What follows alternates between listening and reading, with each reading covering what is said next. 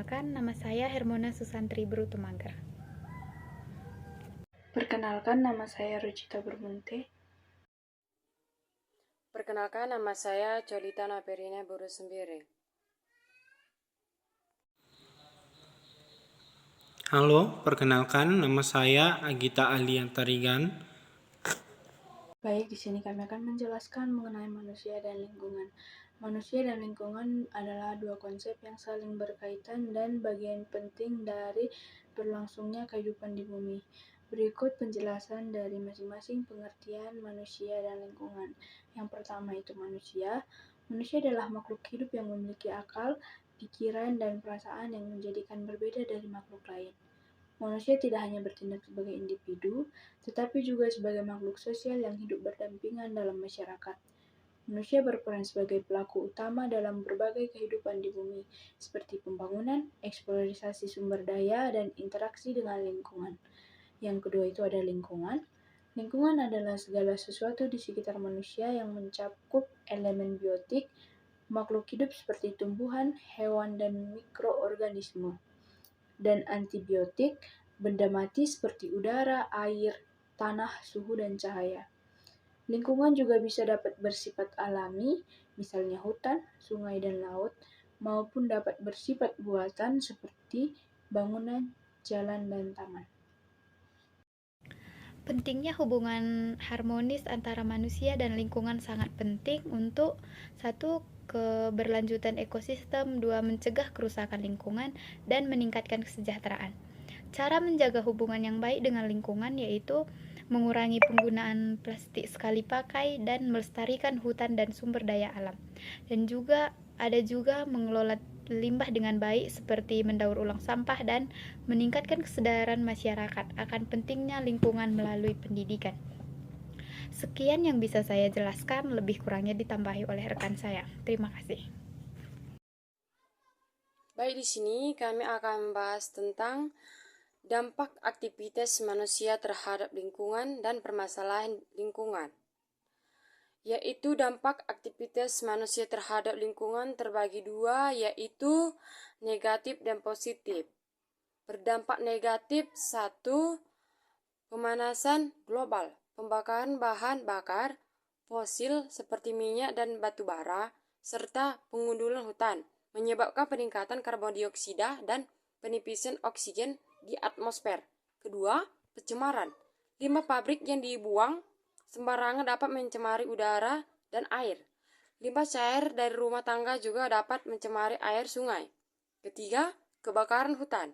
Kebakaran hutan dapat mengancam flora dan fauna serta berakibat fatal pada persediaan oksigen.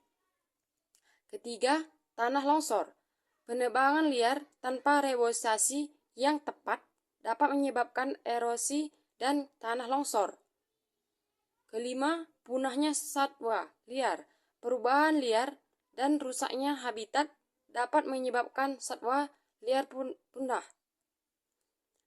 Manusia juga dapat berdampak positif, yaitu satu, mendirikan kebun binatang tanaman nasional, kebun raya, atau suka marga swasta untuk melestarikan hewan dan tumbuhan langka. Kedua, menggunakan energi terbarunya seperti tenaga surya dan angin. Ketiga, mengurangi limbah plastik, berjalan kaki, bersepeda, atau menggunakan transportasi umum untuk mengurangi jejak karbon. Di sini saya akan menjelaskan upaya pelestarian lingkungan dan peran individu, masyarakat, dan pemerintah dalam menjaga kelestarian lingkungan. Yang pertama itu ada di mana upaya pelestarian lingkungan. Yang pertama itu kita harus mengurangi sampah plastik dan non-organik. Kita harus mengurangi penggunaan bahan kimia yang berbahaya. Kita harus melindungi satwa liar dan habitatnya, mengurangi polusi udara, meningkatkan kesadaran lingkungan melalui edukasi, dan juga kita bisa melakukan atau kita menggunakan kendaraan atau bisa bersepeda untuk menempuh jarak yang jauh untuk mengurangi polusi udara. Nah, di sini juga ada di mana itu peran individu dalam menjaga kelestarian lingkungan yang ada juga beberapa yang harus kita lakukan dalam peran individu ini, mengubah perilaku hidup sehari-hari menjadi lebih ramah lingkungan, menggunakan produk yang ramah lingkungan, mengurangi membuat kebun atau taman di rumah. Nah, peran masyarakat dalam menjaga lingkungan yaitu ada beberapa juga, mengembangkan kesadaran lingkungan melalui kampanye, membuat kegiatan komunitas peduli lingkungan, mendukung pengembang infrastruktur hijau, mengembangkan pendidikan lingkungan di komunitasnya. Nah, yang terakhir itu ada peran pemerintah. Di mana di situ peran pemerintah itu juga ada beberapa juga. Yang pertama itu mengembangkan kebijakan lingkungan yang efektif, meningkatkan pengawasan dan penegakan hukum lingkungan, mengalokasikan anggaran untuk pelestarian lingkungan, mengembangkan infrastruktur hijau, meningkatkan kesadaran masyarakat tentang pentingnya pelestarian lingkungan.